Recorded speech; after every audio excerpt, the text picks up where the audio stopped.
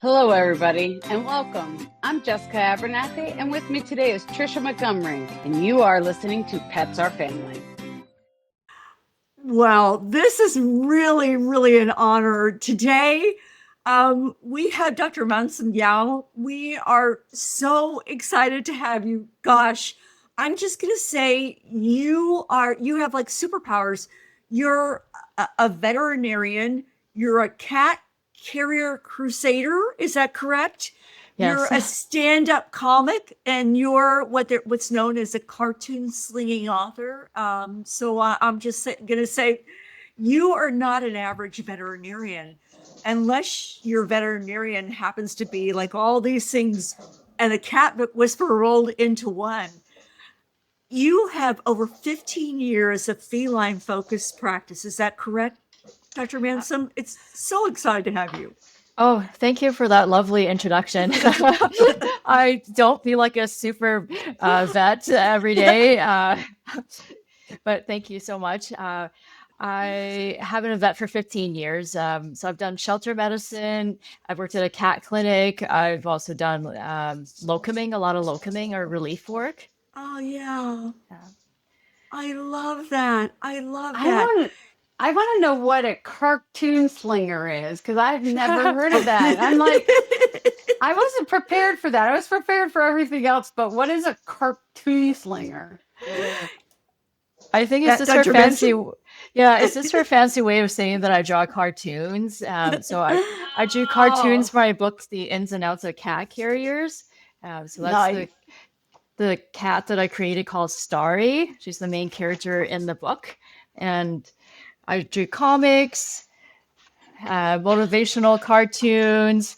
I even drew my own pie charts. Like the pie charts look like things that cats would like. For example, uh, tuna shaped pie charts, Nice. Nice. cheese, Nice. Nice. yarn. Although I do recommend watching your cats because they can swallow yarn, and that can be Oh, a pretty serious problem. see, you really have taken your science and I'm not going to call it sass, but you have like made things just a lot less scarier.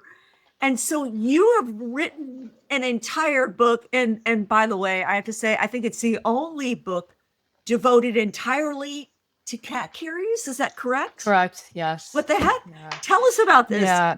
Yeah. Please. So it's it started off as a much shorter manuscript, and it was very dry and very boring, shall I say.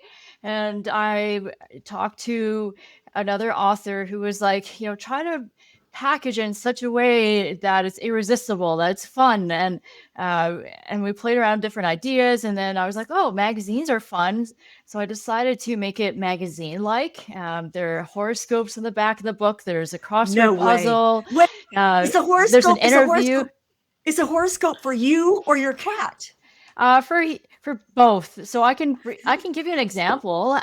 What's your star sign? I'm Oh, Aries. wait. Can we? I was going to say, let's do Benny's. So I have a cat that Okay. is quite, we talk about often, and I'm just going to tell Yes. you that, and his Yeah. name is Bin Laden. I've had Oh. him since he's been roughly a day old. So we bottle fed him, and he's a terrorist. And has always been a terrorist. And Trisha's always worried about the FBI raiding us because we talk about him all the time. But Oh. Bin Laden, They're Bin gonna Laden come was knocking on our door and they're gonna be like, FBI, you're talking about Bin Laden. I'm like, what the heck? Can you just not well, talk? Bin Laden was born on April Fool's Day, and we started our podcast on April Fool's Day. So I don't know what April Fool's Day though is. Do you know, I Trisha? think, yes, it's Aries because Okay, April there you go. 1st is Aries because I'm March 29th. So Bin Okay, so Laden and I have the same horoscope. Yes. okay, there you Yeah. go, Aries. So yeah, I even wrote horoscopes, and like it tells you, like, if you're not sure what your horoscope sign is, it tells you the dates as well. Uh, and the interesting thing is, I remember my own horoscope but not other people's. But I thought like, oh, some people are really into it, so let me tell you the horoscope for the star sign Aries then. Okay. Keep your cool today. If your cat won't go into the carrier, it might help to reread parts of this book. Well, yeah. If you met Bin Laden, that's a fact. My gosh, I love that. Dr. Manson, you have a very cool history and background. You're first of all, you're in Ontario, Canada right now. Is that correct? I'm actually in Vancouver, British Columbia, Vancouver. Canada. Yes. Okay, got it. Are you like where they filmed The Handmaid's Tale? I'm not sure. They film other shows here. They filmed the dystopian sci-fi series, the one with the teenage girl. I can't remember. Oh my gosh, The Last of Uh, Us. oh yeah. Oh, Last of okay. Us, Uh-huh. and also a medical series called Watson. Sherlock Holmes' best friend, Dr. Watson, is filmed in Wow. Vancouver. Wow. The Good Doctor is filmed here. What else? Yeah, too many to remember. But you were born in Hong Kong, is that I correct? was, yeah, but I never actually lived there. I actually grew up in the Middle East in Syria and Lebanon. Okay. Oh, wow. Yeah, That's incredible. How long did you live in Lebanon? 6 years. 6 years. Yeah. Do you feel do you love where you are now? Do you feel that anything from your, just the 6 years, did you think that that helped shape you or where you are now? I feel very grateful to live in a country where don't have to worry about getting bombed, to be honest, or worry about car bombs or, uh, yeah. So yeah, I think it makes me more grateful. Mm. Yeah. Why cats, Dr. Mansom? Why cats? Why not parakeets or ferrets or, dogs? Oh, I mean, I love parakeets and dogs too. Don't get me wrong, but I just noticed over the years that working with cats and cat owners, cat parents, that uh, there's a gap in the knowledge. Like there are things that I would like them to know and they don't know, and then they feel bad, and then so I wanted to share my knowledge and this, share things about cats that not as many people know about. Yeah. So what is it? Why are cats so anxious? Why are they, what's going on with them? They're always anxious. They're not too chill, are they? So it actually is. So that's one of the things that I would like people to know is that not every cat is anxious. There are very chill cats, including my own. So there's so many different personalities. Uh, there's the role of genetics and also how you raise them. Like I have been with this cat for almost 15 years now. So I've had him since he was a month old, and he's like taught me a lot actually. Like when he gets stressed, like we all get stressed, like life happens. Like for example, the fire alarm goes off, and it was stressful for everyone involved. And when we got back, the first thing he did was run over to his catnip, because like I used to have a little catnip plant for him, and he went over and he de-stressed, and I was like, wow, like this cat knows how to calm himself down so well. Like um and I can't say that about every cat or human. Like, there are times when I'm like, oh, I should channel my inner boo, my inner cat. Like he knows how to de-stress better than I can in some cases. Do you ever ask, maybe you could borrow some of his catnip? If that's a way to distress you, like Right? maybe want to say, can I borrow some of your catnip? So I you can actually drink catnip tea. Like they make catnip tea. Stop it. Stop. Yeah. No. Yeah. And what would it No. do for us as humans? What's it do to us? I don't think it does anything. I Okay, mean, just had to I ask. tried it once. I didn't really see anything special about it, but um, yeah, I mean, uh, yeah, there are other like, he also like de-stresses by, um, playing, and he's a big hugger. He loves hugs. One time, like my friend was watching him for me while I was away on holiday. She couldn't figure out why he kept begging for something after dinner. And they thought like, oh, he just wants more food. And it turns out he wanted them to sit on the couch so he could cuddle with them after eating. So he was just kept Oh. begging and begging, like, sit down, stop doing whatever you're doing in the kitchen, come over here, sit with me. I love that. Oh my gosh. So how a couple of things here. So with the catnip tea, I just want to revisit that. Did you find yourself like growing whiskers, or did you like, did you kind of curl up in a ball and start playing with yarn, or No, I don't Before think we go on, that would be hilarious. Like, you could write a whole stand-up comedy set or a skit about that. I think that's your, but first of all, I think you have another book coming up, and we'll talk about that later, but that could be your third one that you do. I think that there is a definite possibility to that. So why comedy?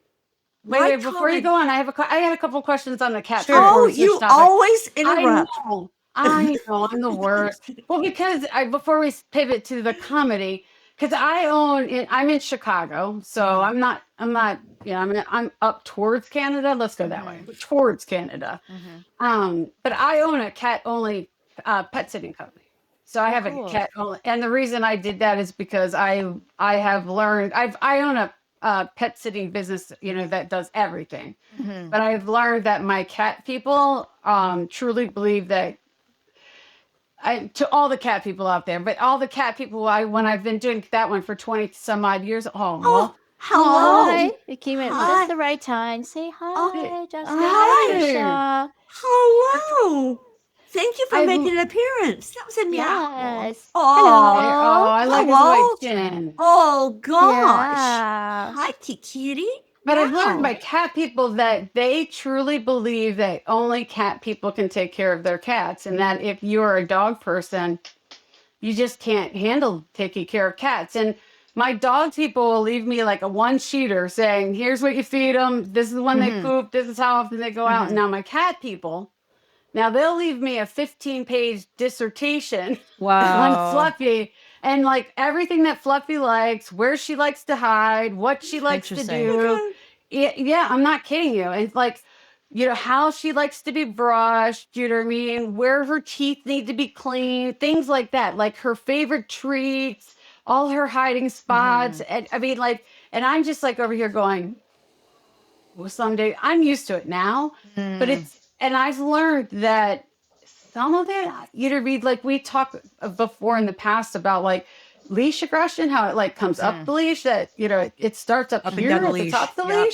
leash. Some of that, I wonder, because you're such a cat expert, more so than I am, but I'm like wondering if some of that, like, the stuff your cat acts is coming from the owner. Oh yeah, they could definitely pick up anxiety and stress from their owners, right? Like, they can tell. Yeah. Like, they're not stupid. They can definitely tell when their owners are stressed and anxious. And I've seen cats like come in like to work with blood in their pee, peeing outside the litter box, because they were stressed. Like the parents are fighting. Oh Yeah. gosh. Yeah. I find that interesting. Go ahead, Trish. I'm sorry. Wow. No. That clicked in with me. I never thought about that, Dr. Mansom. I never thought about the environment of arguing or stress related pet parents can do that to you. But you're so right about that. Dr. Mansom, I know being a veterinarian, I've been in the veterinary profession, started in 1993, but tell me, blending comedy in as a veterinarian, how did that come about? And I can see the beauty of it, though. I can see how important that is. It came from a place of wanting to get better at writing jokes. I wrote jokes, for my book, The Ins and Outs of Cat Cures. I wanted to get better at it. I also want to get better at public speaking. And I thought like, oh, I could kill two birds with one stone. And I personally hate that expression, but you know what I mean? So I was like, I'll take a stand-up comedy class. And that way I get to improve my joke writing as well as my public speaking. And then I fell in love with stand-up comedy and how it can cheer me up when I'm feeling down after work. And I love watching YouTube clips of other comedians. Like just in like 5 minutes, you can feel totally different. It just helps you take your mind off things too, because it's so easy, at least for me. I don't think I'm the only person, but like it's called rumination, right? Keep like, you know how cows keep chewing their food. Like Mhm. humans can keep rethinking like, oh, why did that Oh happen? What yeah. could I have done differently at work? If I did Oh, something different, could have been, would have had a different outcome. And you just go over it and over and over and over again, like, you know, like a hamster running on a wheel. So watching these YouTube videos or listening to them in the background just helps me get out of my head. yeah. I'm glad you said that because being a veterinarian is tough. It simply is, and um, from a standpoint of mental health and awareness, Hmm. how Hmm. important that is, and having an outlet that you can go to, because I think the veterinary profession is one of the most stressful professions that I've ever seen or I've ever been in, and I think it's also one of the hardest, simply because the ability where your animals can't tell you where they hurt, and they're going through Hmm. the anthropomorphism of me or whatever. Hmm. And I think that I love that you've done that. Where Tell me about when you're performing. Do you get stage fright? Do you pick out a person in the audience? Do you, how does that work? You know, how Tell me about that experience. Yeah, I mean, I definitely get nervous. It would be odd to not be nervous at all. So there's definitely an element of nerves, and I don't like picking on people. I know there are a lot of comedians that will um, they'll do crowd work where they'll pick out someone usually in the first two rows. I'm not a big fan of that because I know it's like to be picked on, and sometimes like you don't want to sit in the front, but whoever you're with wants to, and you end up, you know, sitting up there with them. Um, so just because they're sitting in the front row doesn't mean they want to be picked on, right? It could just be that whoever they're with Right. wants to sit there. I prefer laughing. Like I usually listen to, you know, people laughing, and it could be someone in the background, like, you know, as far back saying something or laughing, and they have a really funny laugh. And then I'm like, oh, I really appreciate your laugh, and I'll laugh along with them. Yeah. That's more my style. Yeah. If you could perform anywhere in the world as a stand-up comedian, where would you perform? Wow. Sky's the limit. Yeah. Nobody has asked me that before. Oh, wow. Well, there's just so many great comedians, and like just to be where they've been would already be like something that I never even thought I could do. Like I never even thought I could do stand up comedy because I used to be painfully shy. Like I had debilitating social anxiety, so I never thought in a million years that I'd ever enjoy standing in front of people telling jokes. Like there are people from like even 3 years ago who met me 3 years ago who wouldn't even believe that I could do that. Like they're like I have people who are like disbelief when I tell them that I do stand up comedy. They're like, I can't picture you doing that. I need to see a clip. I need to see you live. Do you pick up out a subject matter before you go on stage, or do you just kind of wing it and based upon what the audience is, what the environment's like, or the club that where you are? I never wing it. I mean, I'm new to it. I've only been doing it for a year and a half. Maybe if I like, I know comedians who've done it for like 30 years and then they can wing it, but I can't. I also really, really, really, really enjoy the joke writing process. So I love writing new jokes. My So I was told by one of my stand-up comedy instructors, because I've taken two courses, and one of them has said, like, you don't need to write new sets all the time. You can just recycle old jokes. You can, you know, just have the same set.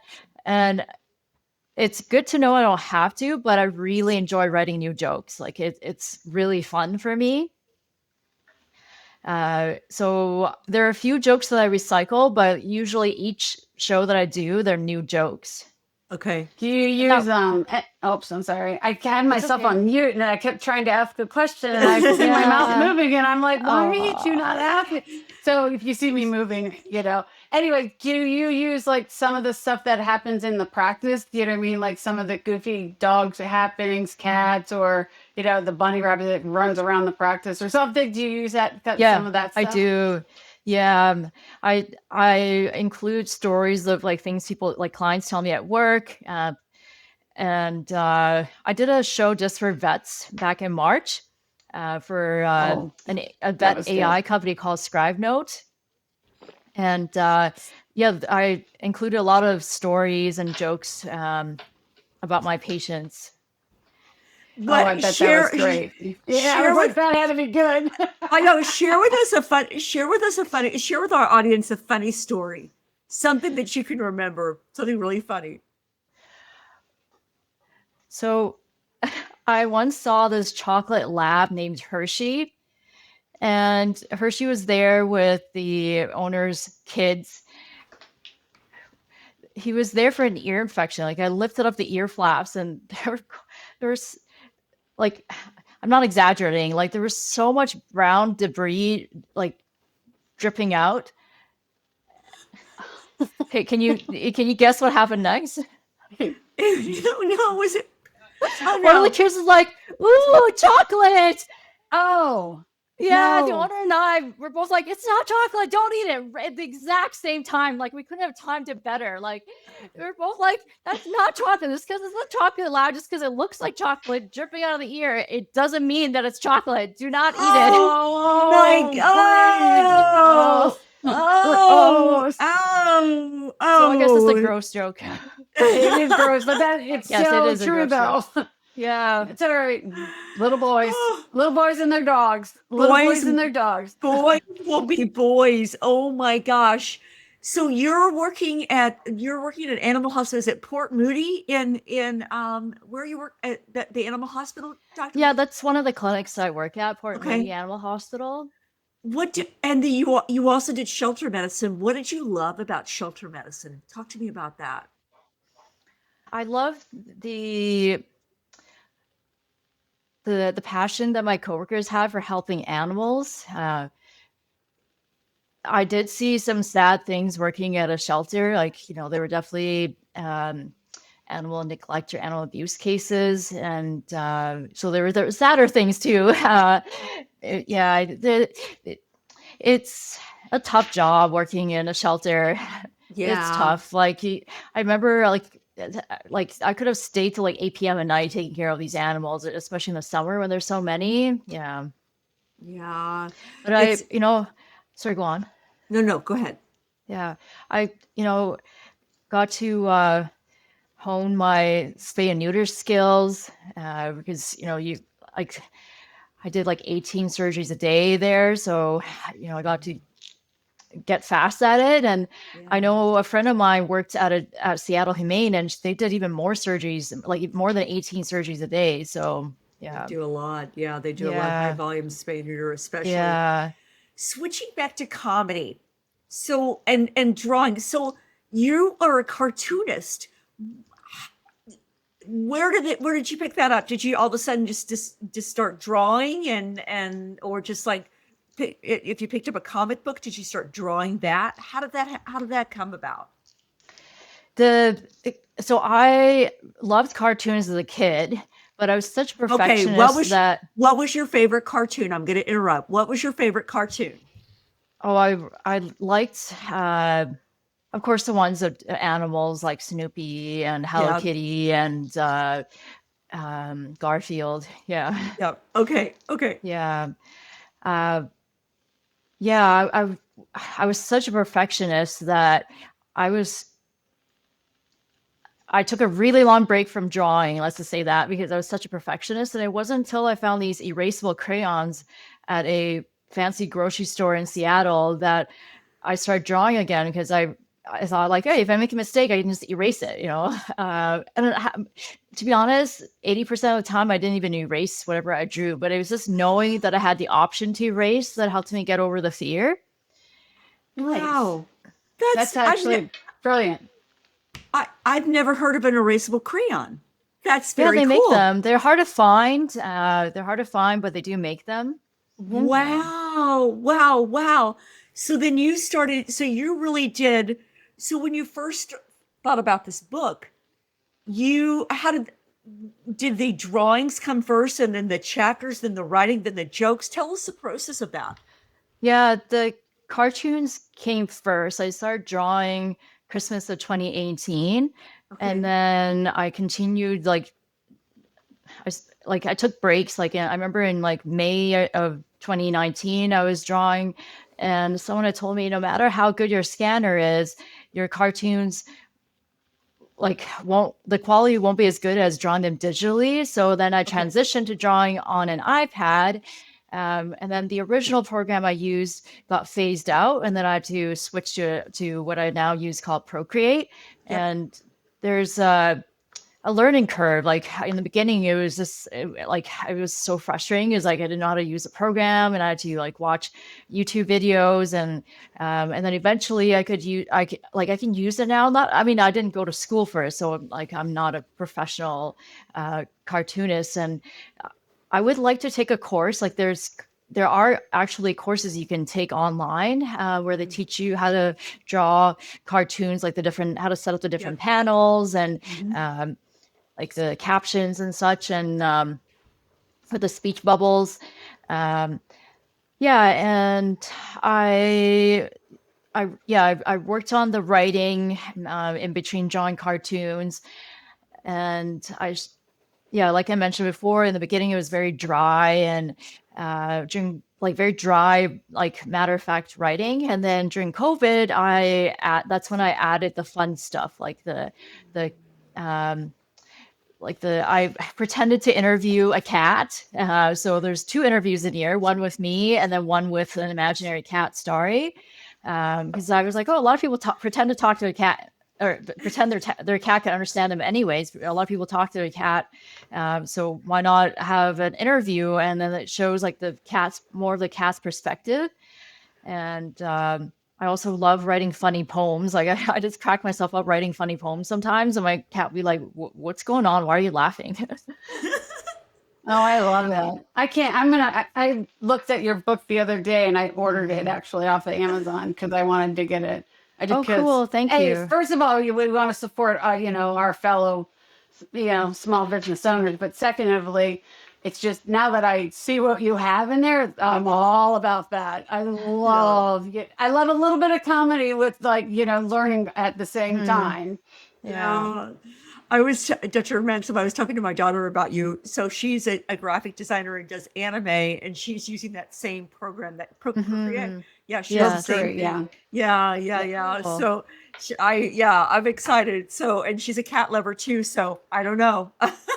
Yeah, my niece is in art school, and she uses cool. Procreate. Yeah, so my brother's got a double degree in graphic design and illustration. Oh, He went to wow. college. Yeah, so we come from an art family. I did not inherit that.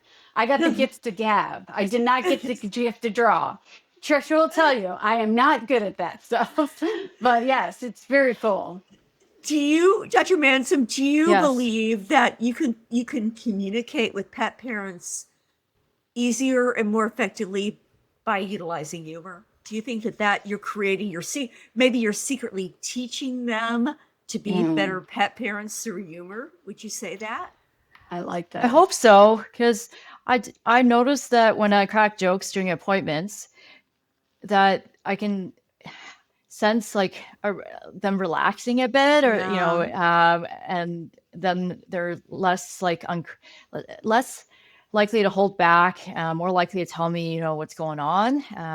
Obviously there are situations where joking is not appropriate, if someone's saying goodbye to their pet, but if it's something that could be potentially, let's say this way, you could lecture someone, or you could point something out to them, in a light-hearted way, Right. without making them feel bad. So and in some people, if you lecturing is not my thing, and a lot of people don't like being lectured. So yeah. I love that. So what is next for Dr. Mansome? I mean, you've got a lot of things going on right now, but what is next in your wheelhouse there, or your little hamster wheel? I have another stand-up comedy course starting next month, and there'll be Okay. another stand-up comedy show in September. And I'm hoping that maybe someone can help me bring my cartoon to life, because right now the cartoon is very two-dimensional. So maybe someone can turn it into a 3D animation. We'll see. I love that. Yeah, and I'm slowly working on my next book, which is about litter boxes, litter, and house soiling. Yeah. Yes. Yes. Amen. Honestly, look at me. Amen. Because that'll be a book that every one of my clients will be getting after you get that. There, Every new client. there's Thank you. not Yeah. enough comedy in litter boxes. I think, and this will probably be the only book like your cat book on cat carriers on litter boxes and comedic. Oh, I but think just so. Yeah. Yeah. litter box training is just that's a whole Yeah. next I've heard level. stories. Yeah. Another cat sitter told me like she had someone complain saying she didn't clean her cat's litter box. And it turned out her cat was diabetic. And that's why it was like peeing like so much more than the average cat. And the parents had no idea. They were like, "You didn't clean my cat's litter box." And she's like, "No, I clean your cat's litter box twice a day, like every other cat I take care of. And you really need to get your cat seen." And so this poor cat had been diabetic for like weeks or Oh, months wow. maybe. And the parents didn't know. Like they just thought like, "Oh, nobody's, I'm not paying you. You didn't clean my cat's litter box." And Mhm. yeah, Yeah. Oh my Or the gosh. whole going outside the litter box. You know what I mean? yeah, It could be, because it could have been the litter got changed. You know what I mean? yeah, There's like, it's stressed, or yeah, some cats just, if you do not clean it right after it goes to the bathroom, it's Mhm. going to protest. I mean, there's so much yeah. about litter box, it's unbelievable. And trying to educate people about it, it's just, yeah. Yeah, You it's can tell. tough. You can tell I'm a pet sitter for cats, can't you? Yeah, it's tough. And the number of people at work who come in for like a medical issue, and then when I ask them, "Oh, is your cat peeing outside the litter box?" Like, yeah. And then I'm like, "Why aren't you coming for that too? Like, is that not important? Like, your cat's been peeing outside a litter box or pooping outside a litter box for months, and you just thought it was normal? Like, what?" Do you think it's embarrassment that every cat does that, and maybe they're embarrassed that their cat's peeing outside the litter box and it hasn't been trained properly? Would that be it? Mm-mm. No, I don't think. Oh, it's I'd be embarrassed. Dr. Yeah, Manson would do. they usually chalk it up to stress. They're like, "Oh, it's just stress." But I'm like, you can't just assume it's stress without ruling out other issues first, right? Like, what if Yeah. there's a urinary tract infection? What if they're crystals? What if, like, worst case scenario would be bladder cancer? Like, Yeah. Wow. Dr. Manson, Jessica, do you have anything else to add? I No, love you. can we have her on though when she gets the litter box book Yes, out? Can you're we coming. please?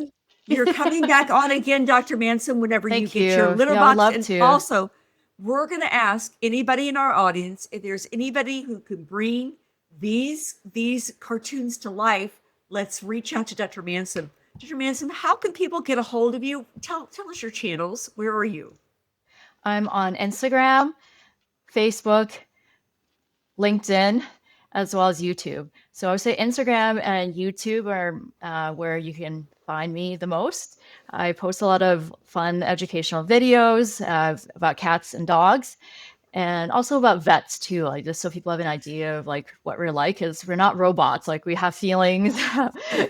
I've definitely had times when I'm like, like at work, and I'm like, I was told people think I cuddle pets all day. Here I am doing CPR, like, they're like, and like I really need to go home and watch comedy and eat ice cream.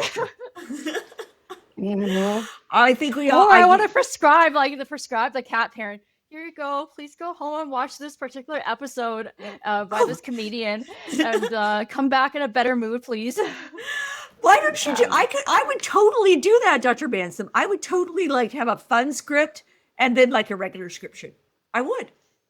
Yeah, and like one of the things I want to do is actually like have a log of the different subject matters or different topics that comedians joke about, because we go through all kinds of things in life, and thankfully usually there are other people who've been through it too. And if you can hear another comedian joking about like and it could be like there's so many jokes like about like even jokes about things that you wouldn't find funny, like, losing a parent or Yeah. losing a pet or like things like that. Like they're, I really, yeah, I would like to like have a log of all these like resources. Be like, okay, if you're going through this, watch this episode by this comedian.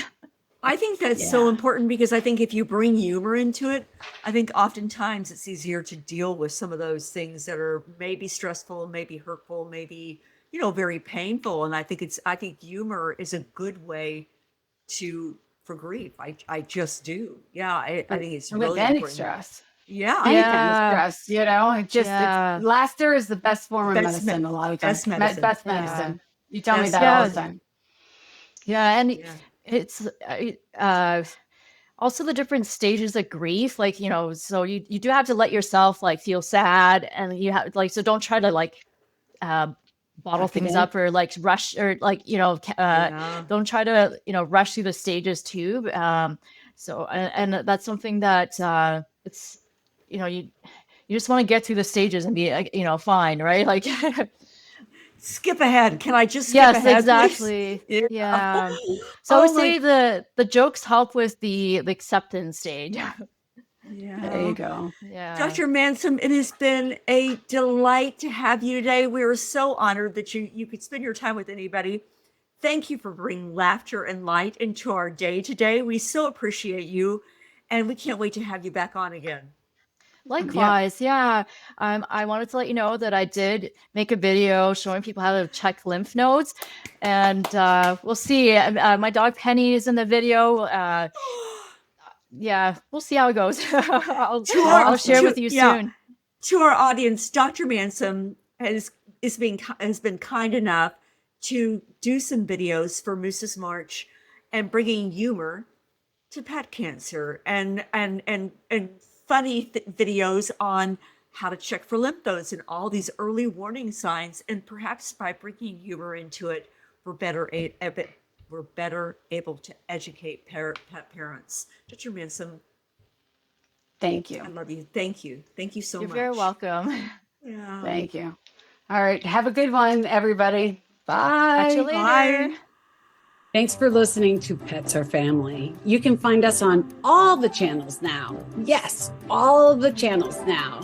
So make sure you share us with your friends, your families, and your coworkers, and anybody that has a pet. Make sure you like us, give us your feedback, tell us if anything that you want us to talk about, all that fun stuff. You can reach me at Jessica at petsourfamily.net or Tricia at petsourfamily.net. Thank you for everything that you guys do, but make sure you like us, subscribe, check us out on YouTube. You can always see what we're up to. And we want to thank all of our sponsors, all of the people that support us. We love every one of you, and we can't thank you enough. And remember, check out Moose's March, moosesmarch.com, moosesmarch.com. Come check us out. Talk to you guys soon. We'll see you next week. Bye.